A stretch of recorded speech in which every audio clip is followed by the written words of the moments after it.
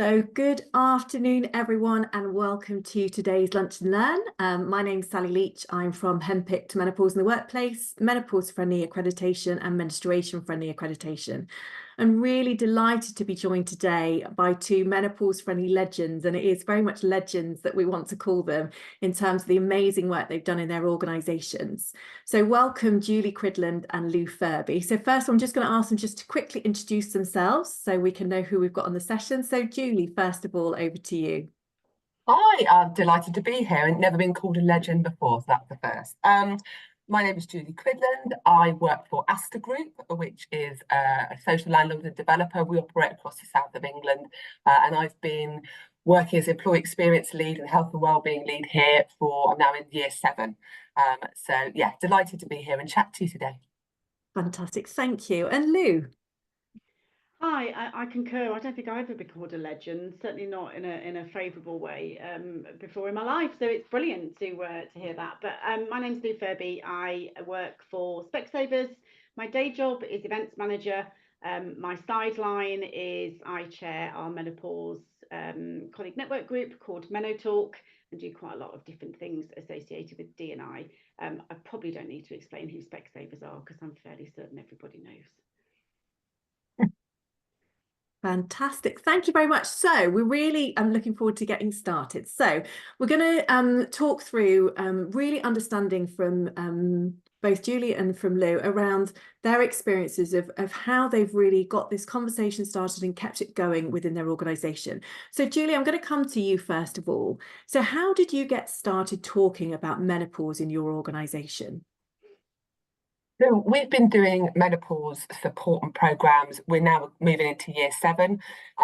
It wasn't something that was really on the wellbeing agenda, if I'm being honest, but through training some of our mental health first aiders, some of the female mental health first aiders started to approach me to ask about menopause related symptoms that were psychological and could we do some stuff under mental health on that. I didn't really know anything about menopause back then. I was just 40. I had the usual knowledge of, perhaps some hot flashes and period stopping. So I sought some advice from a menopause coach because I didn't really know where to start.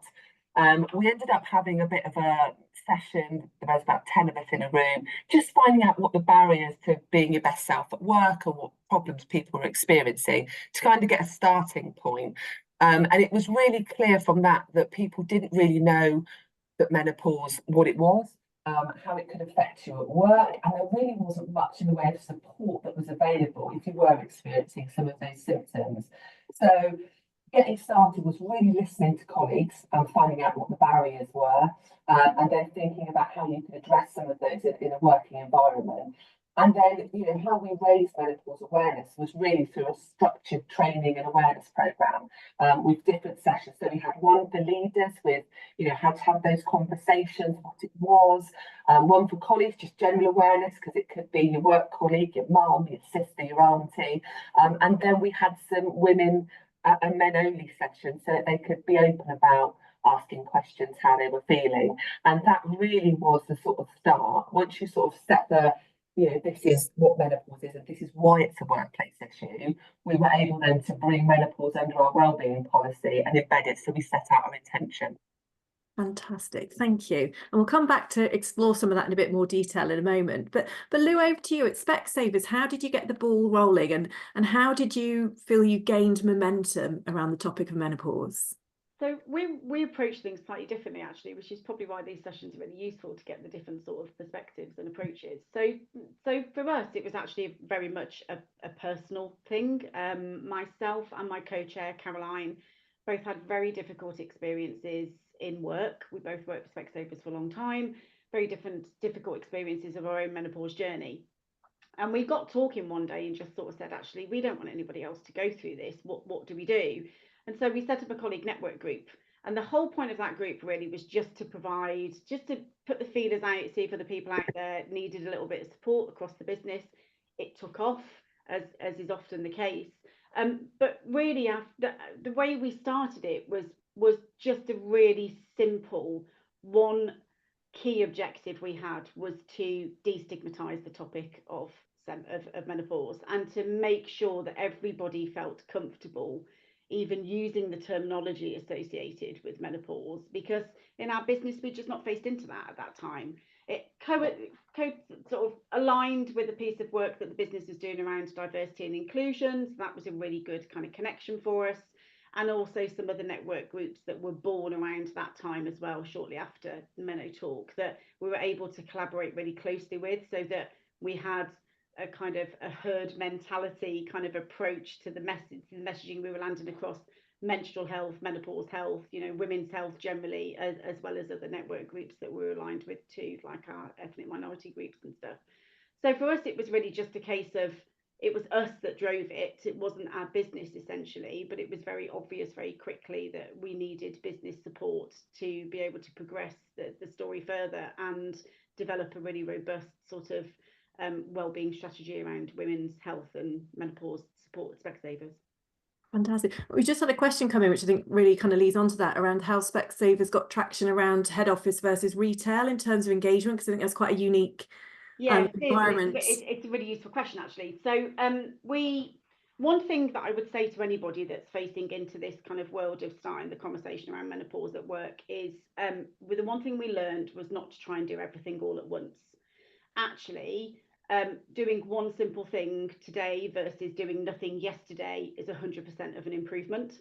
So we didn't set ourselves really big targets. And so as part of that, we took the decision that we would focus on delivering the support through our support office functions initially, getting that right before we then rolled it out to our retail staff. And we're now in the process of really embedding Menotalk in the retail arena. We do have some challenges, as you can expect from a retail environment, that no one's sat in front of a computer all day, so they don't get the usual messages that support office can access readily through campaigning, messaging and communications. So the approach that Specsavers take with any key initiative in our business is to start with educating our partnership, the directors of our stores.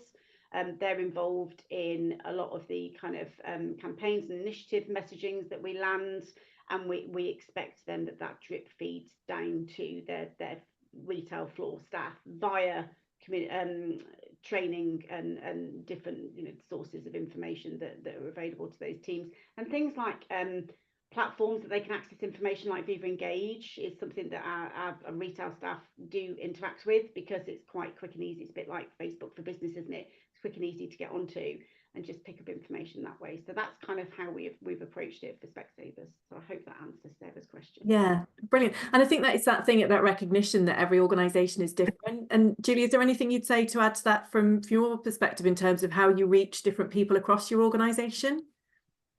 Yeah, I just was picking up when Lou was saying about not doing too much at once, and I can't emphasize that enough. You can't, it's such a big topic, and some of the early mistakes that I might have made was thinking, this is what we're going to do now, and then thinking about all the things that we could do, and the business wasn't ready at that point for me to be in an open office talking about menopause. And even people that signed up onto some of the training and awareness, I walked into an office one day in the early days, went, "Oh, you're here for the menopause training?" And the hunched shoulders and I can't believe you've just said that. So I was further down the line because I was absorbed in all of this stuff and trying to learn it all. And actually, it is a sensitive subject. And I'm not saying we shouldn't be saying the word menopause. I mean, I'm known as the menopause queen at Aster, and everybody knows what I talk about. But when you always got to bring people on the journey. So I think choosing something to get started on, and for us it was training and awareness, because if you don't know anything about it, that's where you start. And also making that information right for different groups of people. So like Lou was saying, people on the shop floor aren't sat at laptops. We have tradespeople out in vans working alone in homes. We have carers in care homes. So, just doing something online that people can attend doesn't work for shift work. So using things like Lulu's on the back of your toilet doors and stuff like that is really helpful in getting those messages out. Fantastic.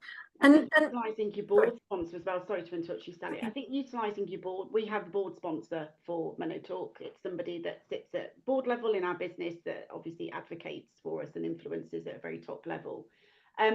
we very much took our board sponsors' direction on what we could and should do. They know our business better than we do.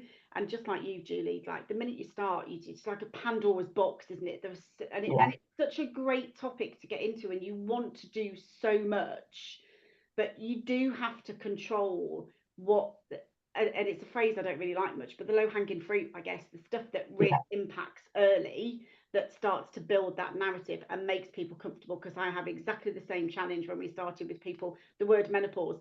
Somebody not long ago was talking to me about period products and couldn't even use the term period product. You know, we have for many years, you know, as a society, just not openly spoken about this topic, and it's a big shift change, and you have to be prepared to expect that not everybody wants you to walk in and shout menopause, because not everybody is comfortable with it. So so I completely concur with, we have the same challenge here, definitely, with that. Definitely. And I think it's, as you say, you get caught into that world, you know, obviously in the role that we do in the organisation we're in, we talk about menopause, menstruation, menstrual health, period products all the time, but actually that recognition that this may be a very new conversation for people. So I think that's a really important point.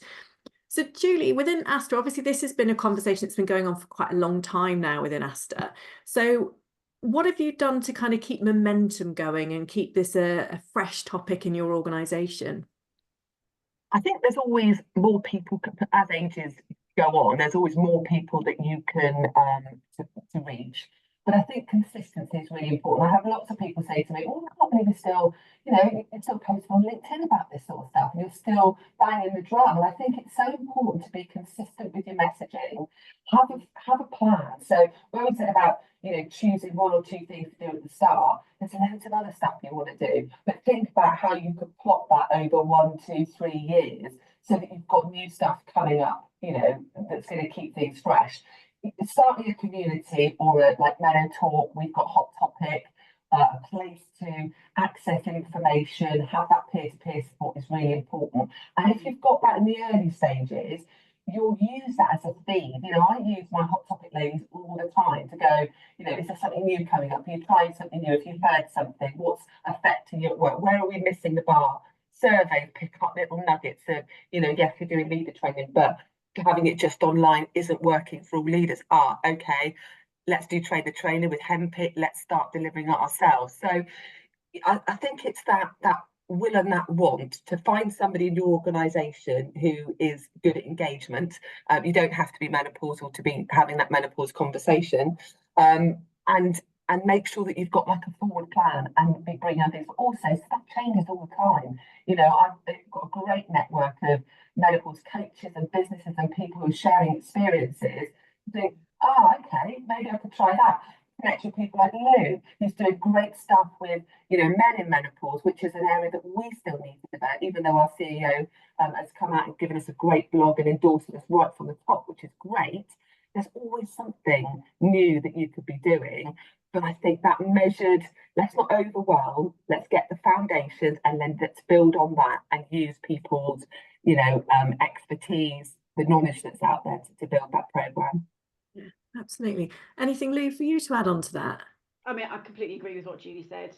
She's a legend, bless her. We have talked a few times, but absolutely, I can't stress enough how helpful it is to talk to other people across multiple other businesses, but very different businesses to your own, to understand how they've managed certain challenges across their businesses. But I think what's really important for me is to engage in industry experts and other people that are, you know, connected with the industry. That gives you a huge, I think, impact when you are landing your messaging.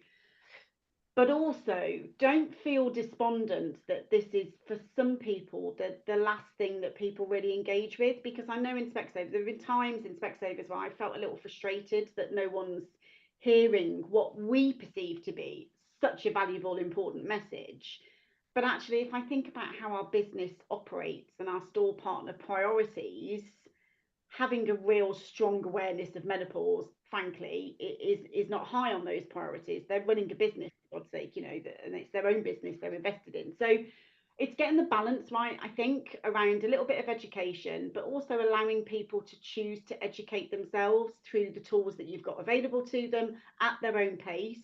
just knowing that you've got that platform, and if people want to dip into it, they dip into it. We can't mandate anything Specsavers for training, unfortunately. So we are very dependent on people choosing to access that information. And if we can do enough to keep the conversation going and get people desensitized to the topic and feel comfortable with it, they will search that information and learn for themselves. You know, that's how we've kind of approached it. We've also kind of thought around how we do just really simple initiatives as well. We ran a really simple initiative at the start of Meno Talk that was called Mention Meno Talk. We did it for World Menopause Day. Can't stress enough the value of using International Women's Day and World Menopause Day as a platform to kind of get your message out there. But Mention Meno Talk was a really simple campaign where we just said to everybody, just tell one person about the group. It doesn't matter who it is. It could be the person you sit next to, it could be your husband at home, you know, it could be anybody, but just tell them about the group. And that gained a lot of a stronger reputation for the network group for us. And just, it was a really simple campaign that just worked really well. Yeah, and I think that simplicity sometimes, as you say, you know, we often talk about the reach of sessions. You know, if every single person that attends a training session can talk to 3 or 4 other people, what huge impact that can have within an organization. And also, as you say, outside, it could be talking to a partner, a family member, a friend, as well as a colleague. So I think that's really important. And Lou, obviously you said this came very much from a personal point of view. What top tip would you give for somebody that's maybe a bit nervous about going through, or how to get started? I think that the best piece of advice I would give is don't run before you can walk. Don't try and do it all, or don't feel overwhelmed by it. I genuinely believe for the first 12 months of any network group set up, I noticed somebody's asked what Meno Talk is, and Shannon's responded. When we first set Meno Talk up as a colleague network group, our only message for that first 12-month period was to open up the conversation and reduce the stigma. We did nothing more during that period than just talk about it. And that was things like sitting on a conference call like we are now and acknowledging to a group of people that you probably wouldn't ordinarily acknowledge to, that you're having a hot flush and you're a bit menopausal, or you've got meno brain that day, those things. And I can tell you now, the first few times I did that, I had horrified expressions from most of the people that were on those sessions. They just felt so incredibly awkward. But there was always 1 or 2 that nodded or smiled, because they were the people that were having the same experience themselves. And I felt like that gave them the confidence to do the same. And as that rolled out then, it naturally broke the stigma from across the business. So I think that's a real top tip. Don't run before you can walk, and don't try and do it all, because you won't achieve it. It's too big.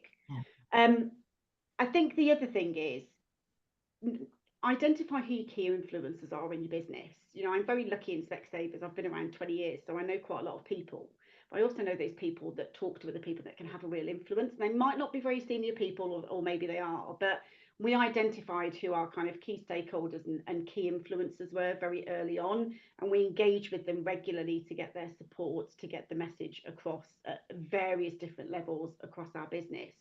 The great thing about a colleague network group is there's no hierarchy. Unlike a normal business environment where you've got senior leaders and people that are maybe on the lower board band in the business, that doesn't matter in a colleague network group. It's all about how we support each other and how we listen to each other and how we share advice and tips and pay it forward. And I think it really helped in Meno Talk for people that perhaps weren't very senior in the business to have visibility and to hear the honesty from very senior people in the business that had difficult experiences. It makes them more human. We're not infallible. We all go through, you know, experiences. So I think that is something else that I would say is definitely capitalise on that opportunity. Fantastic. That's some really great tips. And Julie, what about from your perspective? I know you said you came to this not going through or not at menopause yourself at that stage. So how would you, or top tips you'd give for getting started, or if people see this as an important topic but they're nervous about how to really start that work in their organisation? I think there is so much information out in the ether now. When we were starting this back in 2017-18, it wasn't everywhere. I think now we've got the beauty of the fact that we've got great businesses like Menopause Friendly and Hempick who are providing great sources of information and support to businesses. And I cannot endorse that highly enough, because, you know, trying to get the right kind of policy, or, you know, list of intentions about what you're going to do is really important, because not everybody, like you were saying, not everybody wants to talk about menopause. We have a whole tranche of silent sufferers out there who don't necessarily want to join my hot topic group, won't join a safer session to listen to menopause experts, but will access information on our intranet, for example, and pick up. We've got a great document that you guys provided us, how to have a conversation with your GP. Now, we all know GP appointments are notoriously short, and they're not always the best people to speak to. Do you know what I mean? So some of those tips are really, really important. I think the information side is super important to get that sort of in back end. We have that menopause support pack, so we pick up lots of information about menopause and migraines, and balance posters, and the psychological symptoms, and link that then through to what our EAP can offer and what our mental health platform can offer. We're very closely aligned with our D&I and the initiatives there, and sharing case studies. We did a photo shoot a few years ago where some of our hot topic ladies talked about their own experience and the impact that the menopause support program had on their working life and career. And I think when you start sharing that positive stories from people who are going through it, it makes such a difference. And this stuff doesn't cost a lot of money. That's the thing. You can do so much on a shoestring, but I don't think you should skimp on the training and awareness. I think get the right people into your business to give you that, even if they train you to be able to do that, to make sure that you're covering what you need to get the best possible outcome. Yeah, definitely. But I think it's those shared stories, we know they're really, really powerful, and the different voices that you hear, so that people can feel represented and part of. And I think it kind of leads on to a question I'll just put to you, Lou, around how you've engaged with men and younger people in the work that you've done. So I was, fully enough, thinking about this when Julie was talking about endorsements. For us, we haven't really had that much of a challenge with engaging our male members of the business. Actually, we've always had quite a positive kind of experience with our male members. That's for a number of reasons. One is the board sponsor that we have is male, the guy called Paul Fussy. He's a very trusted face in Specsavers, and I think he gives a fair bit of confidence to some men who might ordinarily have just kind of shied away from the topic a little bit. So he's the male face, I suppose, of Menotalk.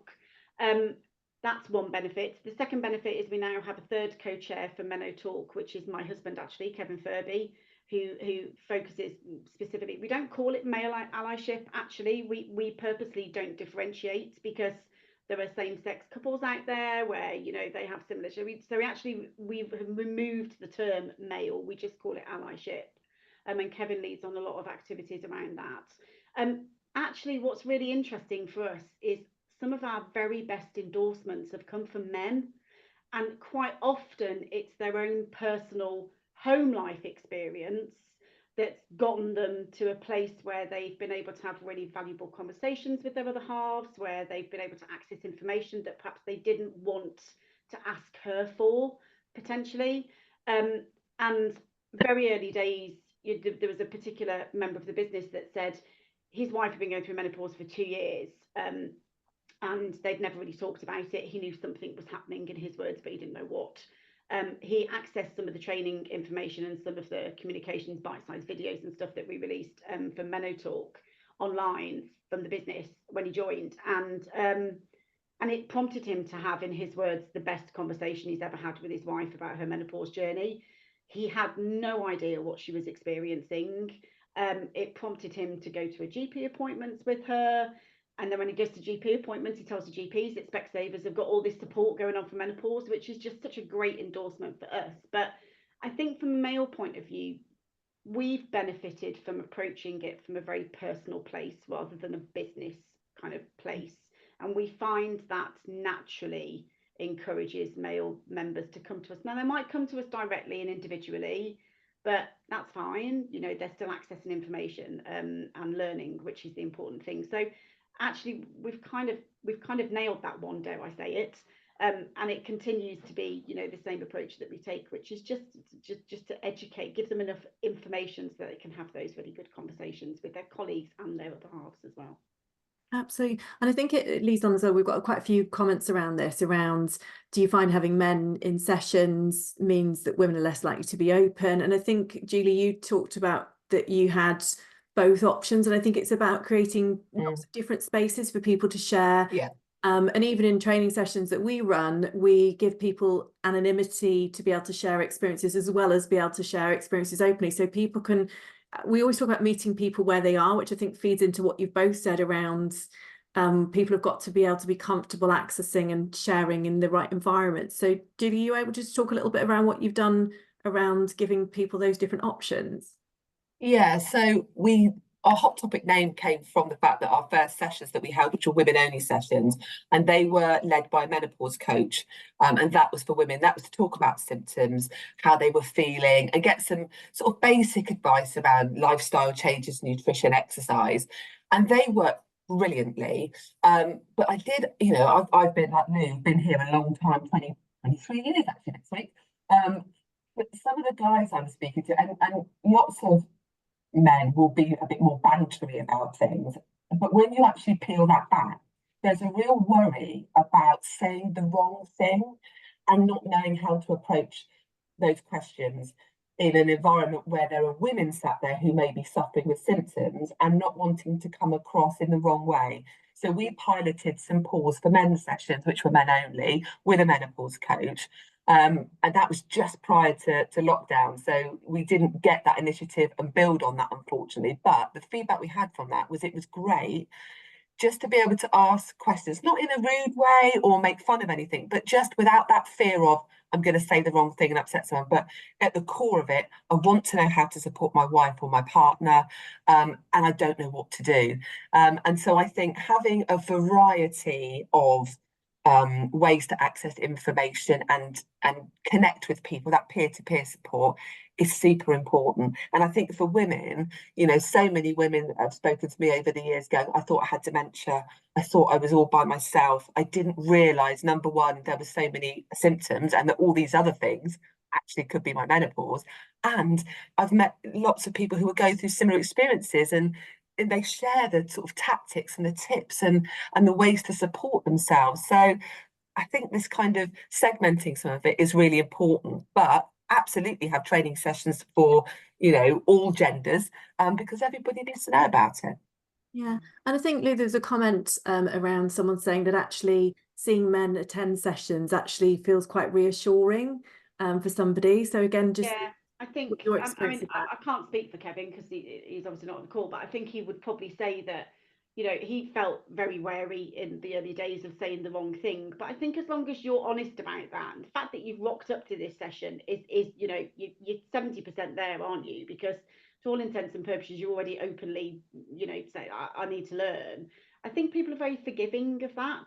And I understand that there is such a divide at the moment. I mean, Kevin comes to conferences and he's usually one of 3 men sat in the audience with a sea of 100 women, but it will change. It's the same principle. If you think back to where we were 7 years ago with menopause, and you think about how much it's changed, in society over that period, I think the same thing will happen with men, and also younger people as well, that I think are now getting a bit more education around the topic and feeling a bit less uncomfortable about it. I know my 21-year-old will quite happily sit with his group of middle-aged women at work, midlife women, I should say, and feel comfortable if somebody goes, oh my God, I'm having a hot flush. He's lived through it with me. So I think that will gradually change, through society as we grow. Yeah, definitely. And I think on the younger people piece, I know we had a really great experience with a recruitment company where somebody who was in their 20s was told they had to come to this session on menopause, and they wrote a blog afterwards to say, I was told I had to come, I really didn't want to come, I thought, what on earth has this got to do with me? But I couldn't believe what I was learning and how much it helped me appreciate what people around me were going through, but also helped me understand what might be coming in the future, how I could best prepare myself, how this wasn't something to be fearful of. And actually that really influenced other younger people in that organisation to say, actually, well, maybe I should be learning about this. I should be knowing about this.